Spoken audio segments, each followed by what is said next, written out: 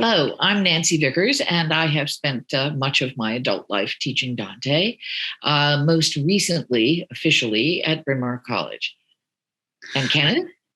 Hello, I'm Kenneth Clarke. I teach medieval literature at the University of York in the UK, and I work a lot on Dante, and I'm delighted to have this opportunity to talk about Dante with you, Nancy, and we've reflected before on the fact that it's been quite a long time since we've had a chance to catch up. And the last time we saw each other was 16 years ago. And yes, so in a Chinese restaurant. I know the pandemic has created a circumstance and an occasion, and the Canto per Canto series has created this occasion for us to chat, which is one I'm very pleased that we can do. Yeah. And it's a wonderful, as you've said before, it's a wonderful community of readers that the Canto per Canto has created. So it's fun to see all of our colleagues and friends and et cetera. So absolutely. Yes. Great. Well, this we're talking about in our slot, we're talking about Canto 10, and we've given our piece a title. Picture this, Purgatorio 10. Purgatory 10 marks an important transition point in Purgatory, because we've now reached the foot of the mountain, and we're beginning the ascent. So in some ways, you might describe this canto actually as the beginning of Purgatory, Purgatory proper. And it's a canto where we learn quite a bit about the structure of Purgatory, like how it works. The mountain comprises a series of 7 terraces that circle it, and we find those on each of these terraces. These are those expiating one of the 7 deadly sins. And the first sin we encounter, which is on this first terrace, is that of pride. A sin that, underpins all other sins, and so it sits at the base of the mountain. The mountain sits on pride, as it were, and it's also the terrace that's the most capacious. Is the terrace that's at its widest around the base of the mountain, and actually this terrace is going to occupy 3 whole cantos, Canto 10 to 12. So we're going to have 2 further cantos after this on this terrace. And when we take them together, they represent a really important reflection by Dante on the power of art, on the art of the word, on what he calls visibile parlare, visible speech in line 95. So seeing, picturing, believing, they all come to the foreground in this canto. It's a canto really about reading and interpretation. And whenever Dante talks about reading and interpretation, he's kind of also actually talking about himself. And that's true in this canto as well. So the terrace is kind of a ledge, and the inside wall is made of marble, white marble. And on that marble is sculpted, we find these panels sculpted in relief. Some people say bas relief, some people say high relief, actually, like the Pisano brothers. It's unclear, I suppose, the depth of the sculpture, but they're probably deep enough, actually. And much of the canto is taken up describing them. And after he describes the reliefs he encounters, he encounters fairly briefly, actually, at the end of the canto, the first group of penitents carrying these huge stones on their backs. And they're expiating the sin of pride. But there's no direct dialogue between them. Dante doesn't sort of pick someone out. Someone isn't named. So we might almost say that actually the kind of main character of Canto 10 is actually the sculpted reliefs that occupies the kind of the main sort of space, as it were. Right. Can I just jump in too for a minute to add a little tidbit, Kenneth? Also, what's interesting here, because we're on the first terrace, is that the pattern is set of starting with the examples of humility and ending with the examples of the sin itself that's being purged at the moment. And so consequently, what is being set into place here is our sort of introduction to a structure that then repeats itself all the way across Purgatory, but also that as you so elegantly said, the whole question of art and being art at the center, which is so much of Canto 10, is also so much of the two other cantos that have to do with this particular sin. We meet Oderisi, who is an illuminator, who has a chat in Canto 11, who has a chat with Dante about, the fate of artists and indeed the fates of poets. And then when we get to Canto 12, which is the end of the terrace and where you see the examples of the sin itself, we're into sort of relief in a floor, as if you would walk across it in a church or something like that.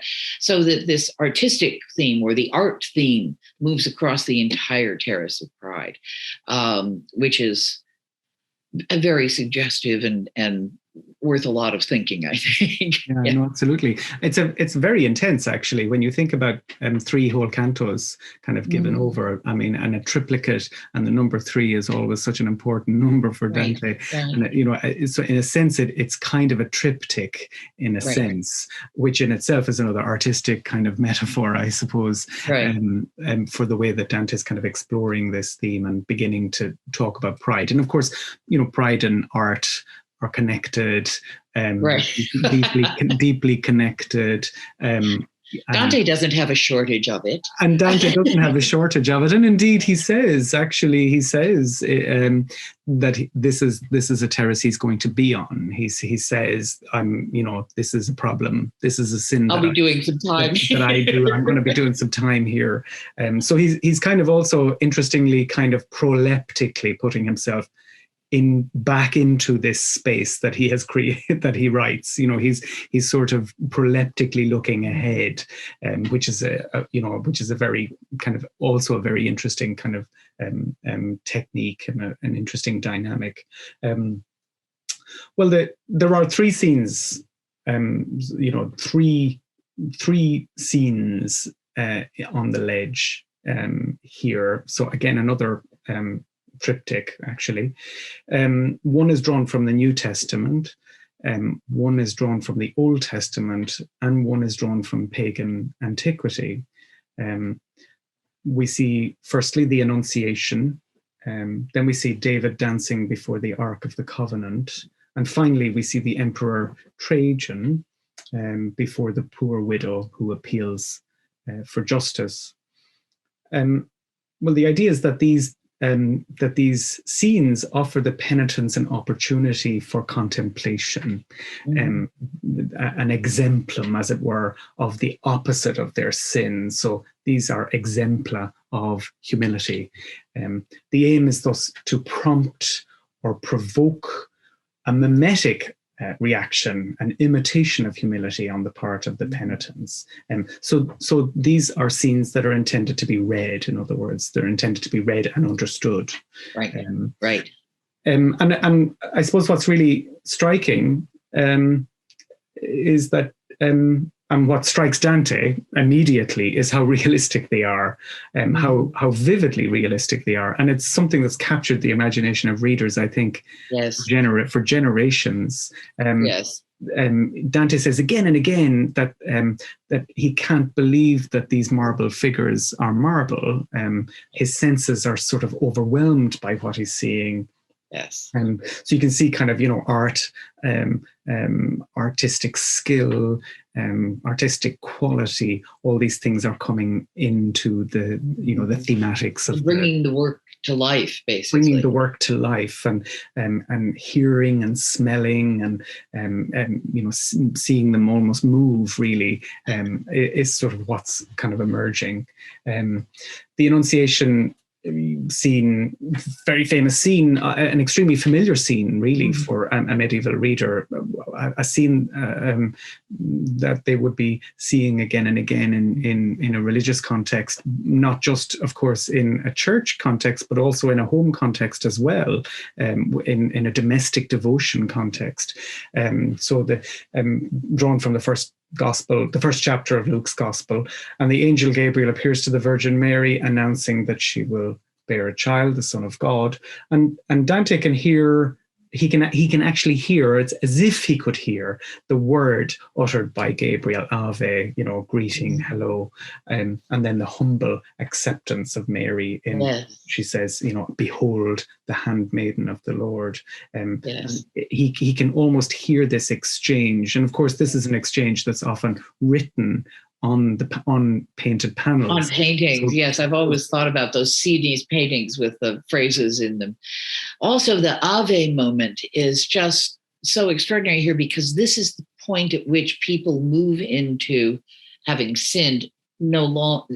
They are on their way to salvation. And this is the opening of the door to that.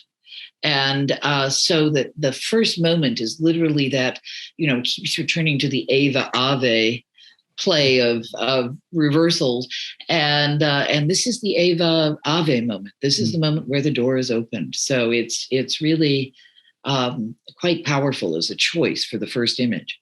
It's really it's in a sense, in the Christian context, it's the moment, because it's the moment of the incarnation.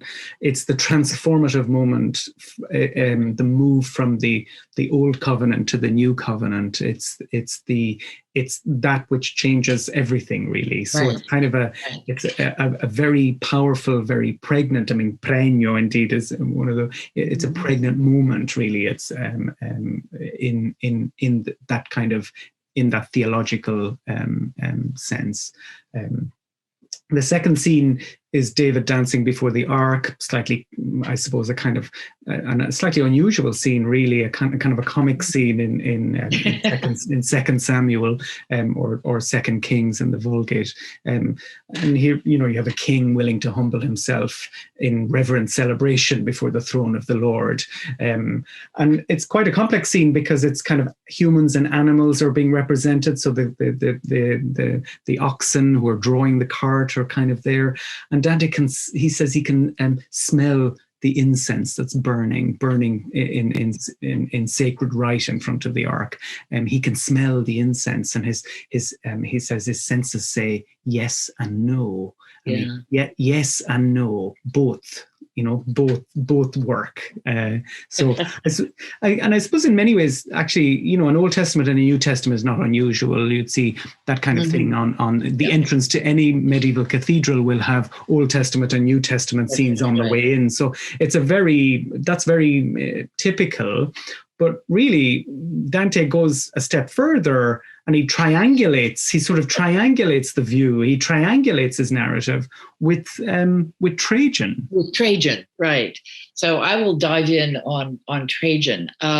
Yes, the scene that we see in which Trajan figures is a widow pleading with Trajan, who is on his horse with his armies, riding to battle, urgently moving forward, and a woman who pulls on his bridle and says that she's lost her son, and she's now a widow and without her son, and so she has no way of sustenance going forward, et cetera, and it behooves him to help her with this problem.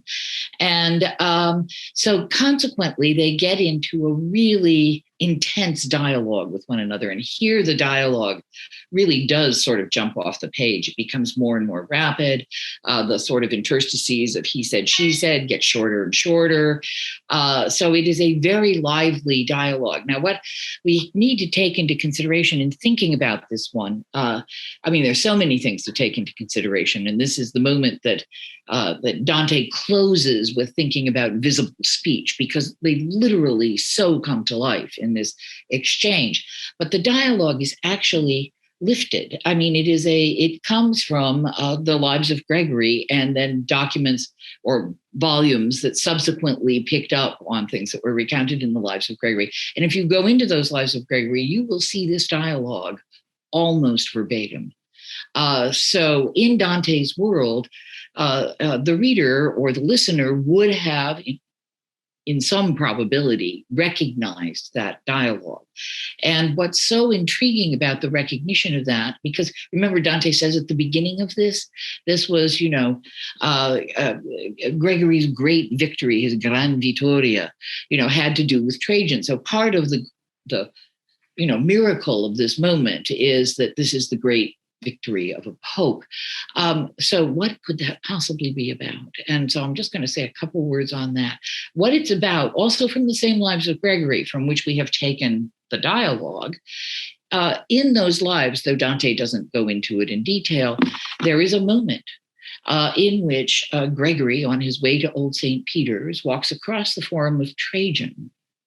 And lo and behold, he sees something in the Forum of Trajan, which, of course, what he sees, I mean, what you would see when you were crossing the Forum of Trajan that would remind you of a story, would be a sculpture in relief, either on the column or on the walls of the various parts of it, et cetera, et cetera. And so consequently, what's happened here in the moment of, then you need to know what happens to Gregory. He bursts into tears and he starts praying. He is so moved by the humility of Trajan stopping for the widow that he bursts into tears and starts praying for the salvation of Trajan. Now, this is frank. I mean, after the harrowing of hell, we are not taking further pagans to paradise. And this was a subject of great debate in Dante's age. He has a very strong position on it, and parenthetically, which is that Gregory bursts into tears, prays, and Trajan is in fact saved. And parenthetically, you're going to see Trajan in Paradiso 20, just in case you have any doubts about which side of the debate around this issue is the valid side. So what's intriguing to me here is the fact that we've got kind of three levels of fundamentally or potentially the same image. On the one hand, on the wall that Dante is describing to us, we see relief marble, images of Trajan and the widow, and its purpose is to educate and save and perfect the penitents for how they're going to pay their debt by thinking about this. In the Forum of Trajan, we then have a relief in marble. Again, something that reminds Gregory of Trajan and the widow, and in the end saves Trajan. Imagine that. And then here on Dante's page, we have black letters on whitish page in which we see the visible speech of Trajan and the widow, which in some sense is intended as part of a conversion narrative to help save us. So it seems to me that from this passage, there are two truly major takeaways, one of which is prayer is efficacious, which is a big issue in Purgatory. Remember the crowds of people, in Purgatory who crowd around Dante so that he will go back to earth and tell their relatives that they're in Purgatory, and they'll start praying so that they can, for them, so they can move along faster. And then the other part of it is truly that art is efficacious, that art can play a really substantial role in inspiring and moving forward the salvation of those who are spoken to by it. And so that's, I think, why the twist to Trajan is so odd that it demands attention. And I think it's because it's really bringing home two big thematics that have to be pulled out of this particular canto. So it's also hard to avoid the obvious sort of and difficult sort of fact in the canto that it's that Virgil is standing beside Dante, and Virgil is not saved. So Virgil is also looking at these panels, and Virgil is looking at Trajan being saved. I mean, Virgil is sort of also appreciating the fact that a pagan could get saved, and doing so silently. Yes, and doing so silently. So, what can he be thinking? Yeah. I think that in line 53 of Canto 10, you have Dante just giving another signal of this when he talks about when he uses the verb varcare to go beyond, to cross over, and they're looking at the panels, and Virgil says, there are other panels to look at. You shouldn't just be looking at the Annunciation scene. Look at the others. And then he sort of moves in front of them, sort of the way you do when you're in a museum or in a gallery, and you kind of walk in front of someone. You go, "Oh, sorry," and he kind of walks in front of Virgil. And that on the perché io varcai Virgilio, and so I then I then progressed beyond Virgil. I went beyond Virgil, and there's a kind of signaling there, as there are very often in the poem. There's a signaling of Virgil, of Dante doing something that Virgil couldn't do, and of Virgil increasingly becoming aware of that which he couldn't do, which of course is what happens in Purgatory. He becomes, this is really his new space. Virgil's never been to Purgatory before. This is fresh ground for him. Right. And so there's that powerful sense of Virgil, of Dante doing something completely new. Yeah, indeed. And of course, Virgil has been talking about his bones several times in the run-up to this Cantica. And of course, part of the story with Trajan is that some of the variants have Gregory weeping over Trajan's ashes and bones, which were in fact buried under the column of Trajan, which is of course a storiated narrative of a spiraling marble relief. Which you can still see. Which you can still see. I mean, every time I look at it, I keep thinking, among the classical architectural artifacts that we have, this one is in exceptionally good shape. Yeah. The smog is doing what it's doing to it, but at any rate, it does stand out as something that remains really quite dramatically.